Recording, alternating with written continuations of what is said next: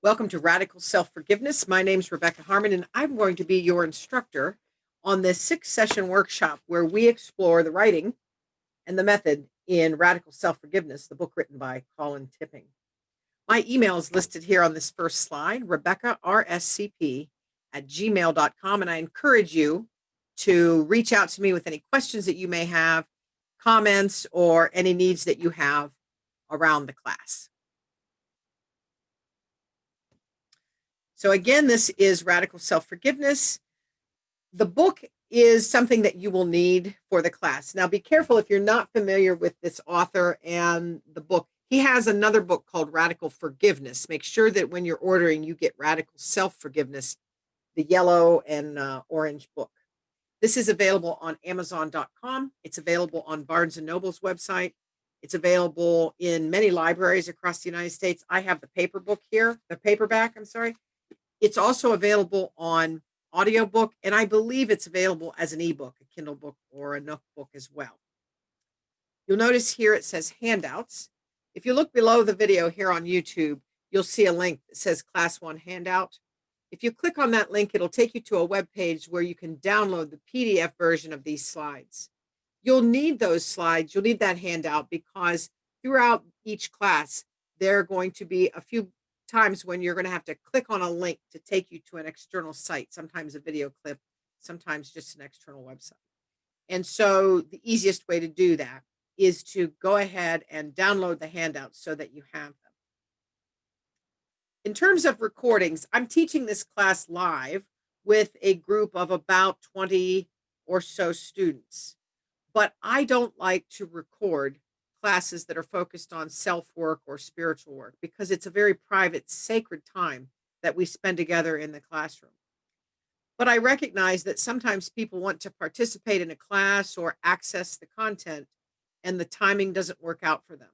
And so I made the decision to record the class lectures separately and post those so that if you can't make our class time, you can still have access to the content. It's the same slides, same handouts, same everything. It's just this is the lecture without the class, and so it'll be a little bit shorter because there won't be the class discussion, but you can rest assured it's the same thing that's taking place in the face-to-face class. Lastly, I am a licensed spiritual practitioner with CSL Greater Pittsburgh. CSL stands for Centers for Spiritual Living. And as such, I'm offering this workshop on behalf of CSL Greater Pittsburgh. We are not charging a set fee for this class, this workshop, but we always are grateful for any love offerings or gifts that are given in recognition and honor of a class or for any other reason. And if you decide to share with us some of your treasure, we would be happy to receive those either as a check made payable to CSL Greater Pittsburgh and sent to the address listed here on the slide, or you can send us your love offering by PayPal, and you can access our PayPal link at our website, cslgreaterpittsburgh.org. Please just indicate that your tithe or gift is for the self-forgiveness workshop when you send it in. That just helps our bookkeeper keep things straight. So let's get started. Hopefully you've had a chance to download the handout. If not, you're going to want to pause the video now and go ahead and click on the link and get your handout, because the next activity we're going to do is going to be watching about a 3.5-minute video. Now, this is a video that I want you to think about and watch in a place where you can have some quiet and lack of distraction, because I really want you to engage with the video and think about what you're seeing in the context of the self-forgiveness journey that you have started today. So go ahead and pause this video, get your handout if you haven't gotten it, and navigate to slide number 3 and click on the hyperlink here. The word video is hyperlinked, and go ahead and watch that video. And when you're done, come on back and we'll talk about it on the other side.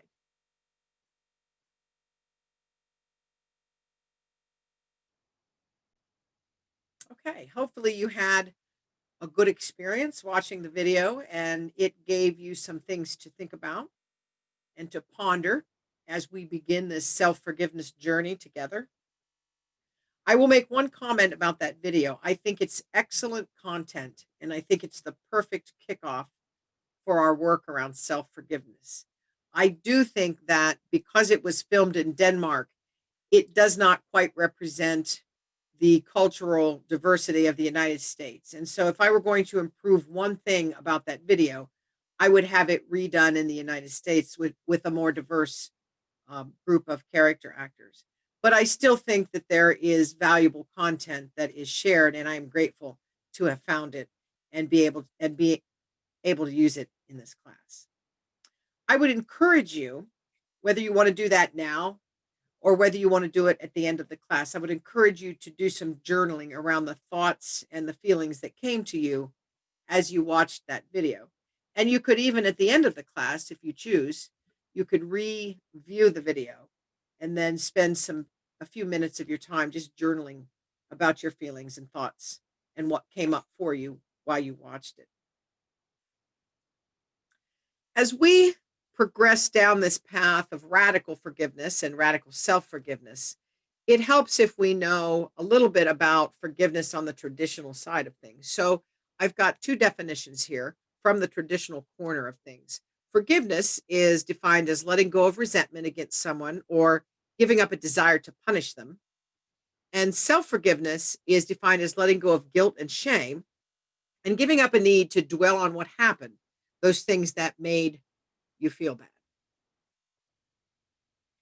Robert Enright of the Human Development Study Group is quoted in the book as saying the following: forgiveness is not only a decision or choice to abandon one's right to resentment, guilt, or shame, as well as negative judgments, but an imperative to replace those negative things with compassion, generosity, and love or self love in the case of self forgiveness.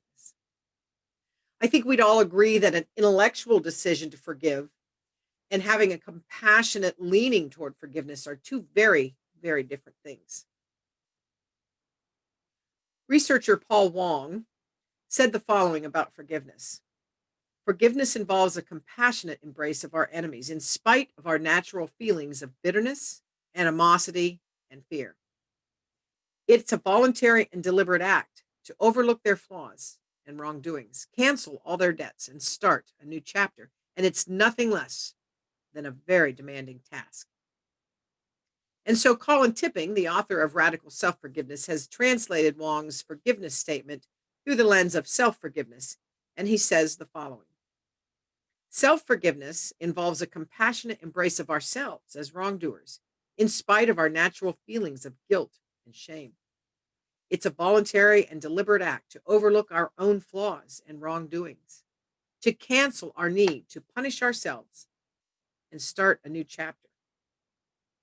And so here we are together, starting a new chapter in each of our lives. And we're going to learn how we can do that throughout these 6 sessions of self forgiveness. One more contribution from the traditional perspective of forgiveness comes from Charles Griswold, a Boston University professor of philosophy. He wrote a book called Forgiveness. And in that, he makes the case that forgiveness requires reciprocity. In other words, there have to be two people involved: the injured person and the person that did the injuring. He believes that forgiveness must be a two-way street. And this is widely accepted in our culture. It's widely accepted in many societies. But the radical process takes a different perspective. And Colin Tipping writes on page 6, to make reciprocity a condition of forgiveness gives all the power to the perpetrator, and it compounds victim consciousness. In this definition, forgiveness implies that there must be two parties, the forgiver and the forgiven.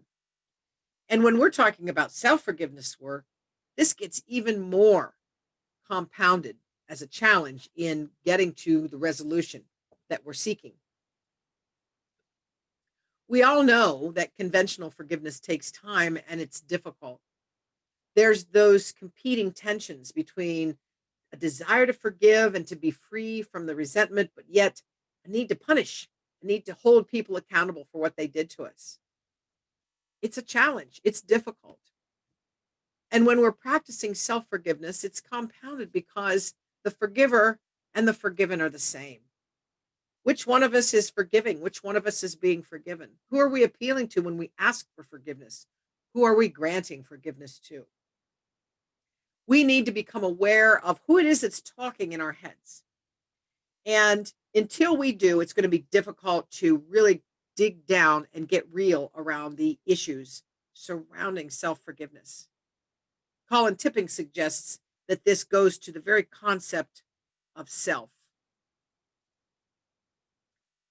He suggests, as do many researchers in other disciplines, that we're not one self, but a multitude of selves.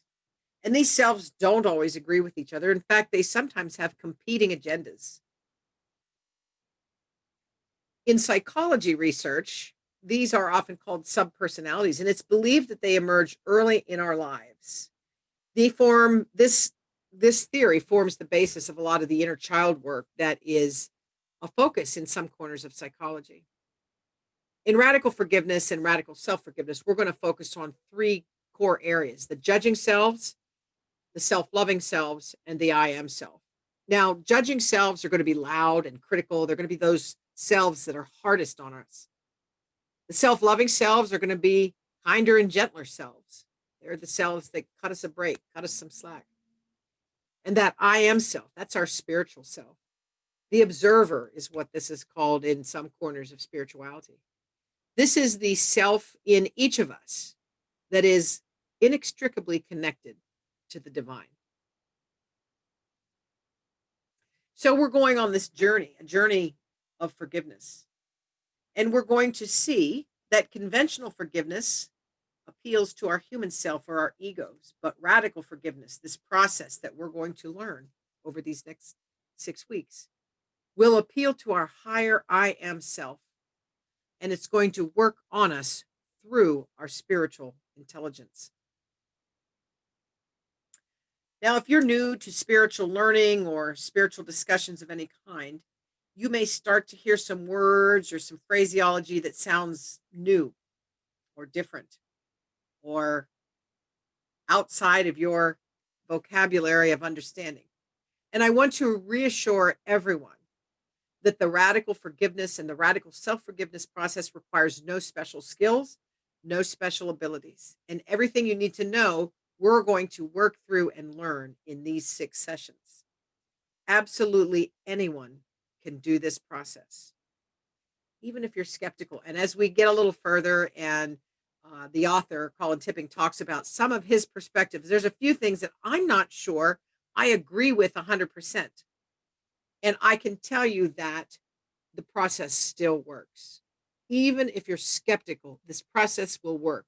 If you're willing to show up, follow the steps, work through the method, this will work. The decision, your decision to release guilt, to let go of shame, to cast off resentment, and to start to feel compassion for yourself in the radical self forgiveness process, or for others if you're working through the radical forgiveness process. It will happen automatically by virtue of you doing the tools. Even if the whole time you're doing the tools, you're thinking to yourself, I don't know if I really buy into this.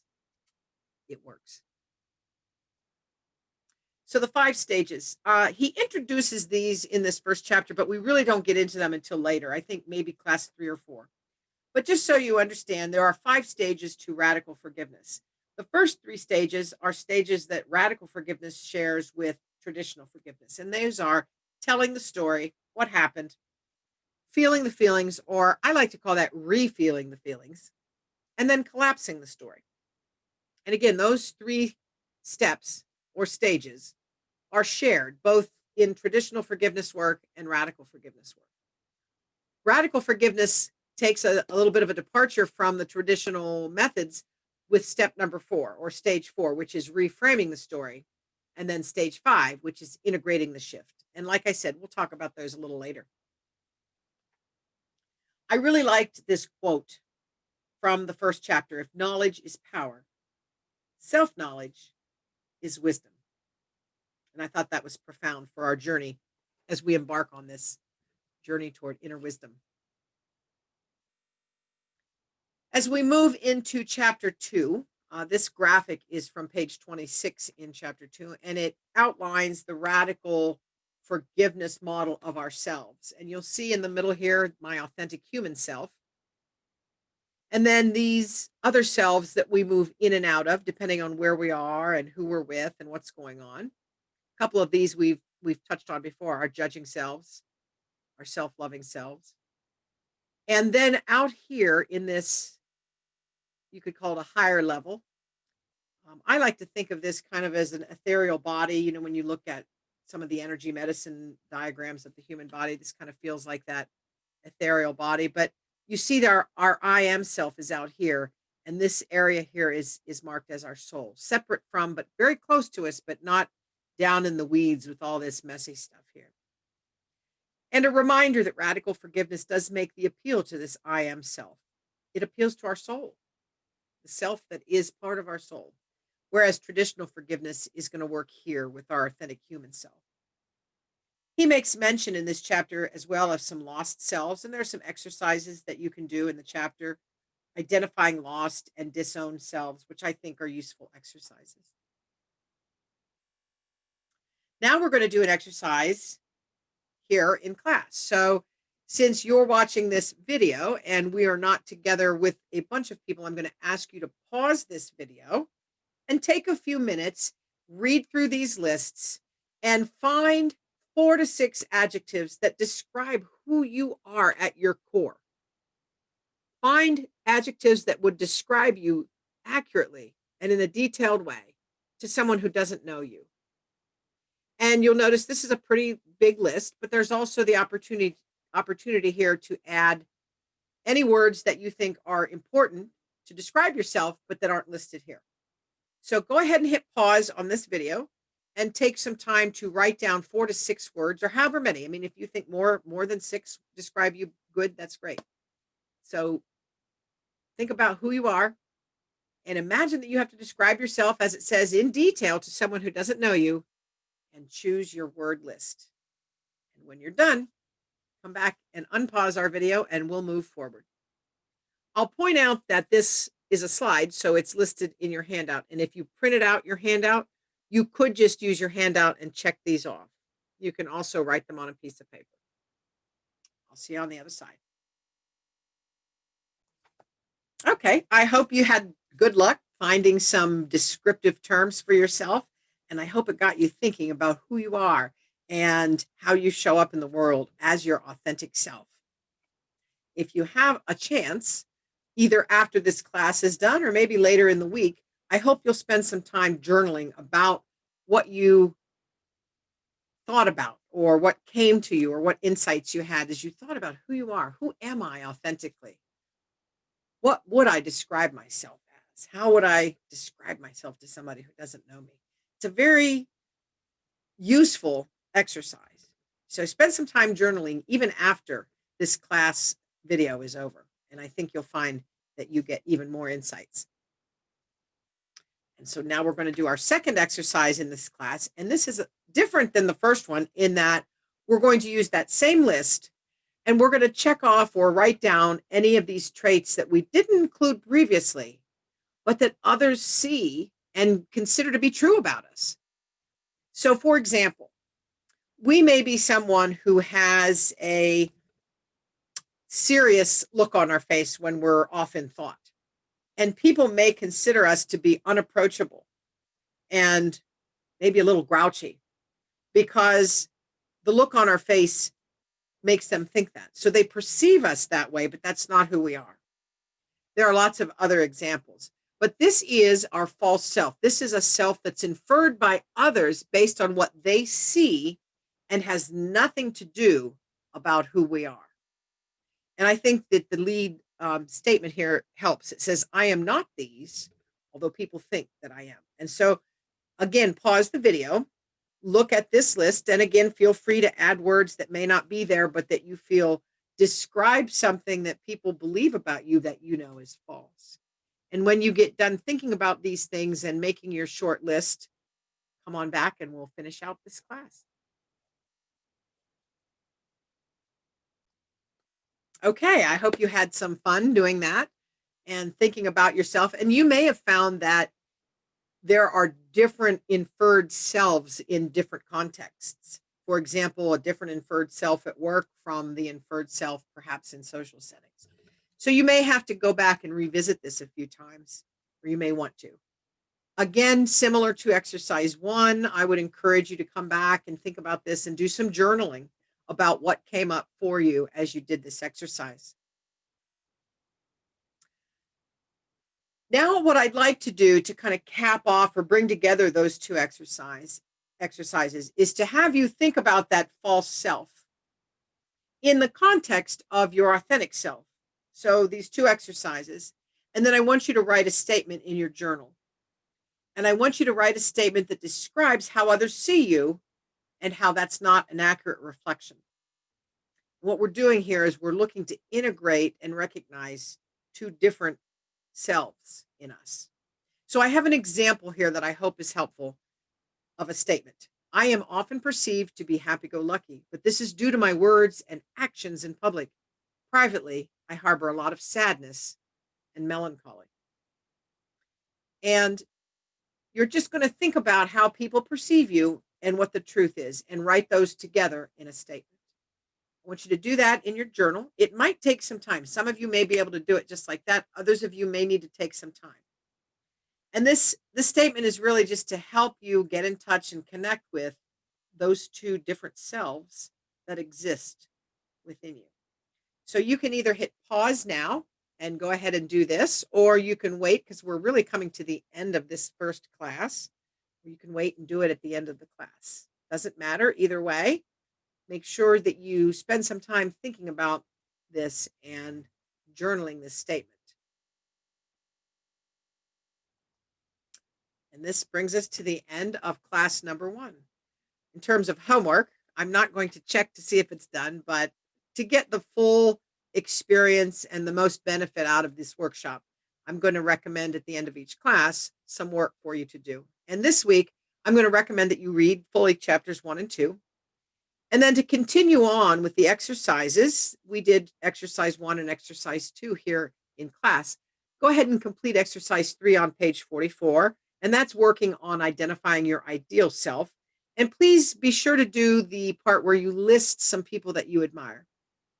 And that is found on page 46. Then please also do exercise 4 that's found on page 48, where you work on identifying your modified self.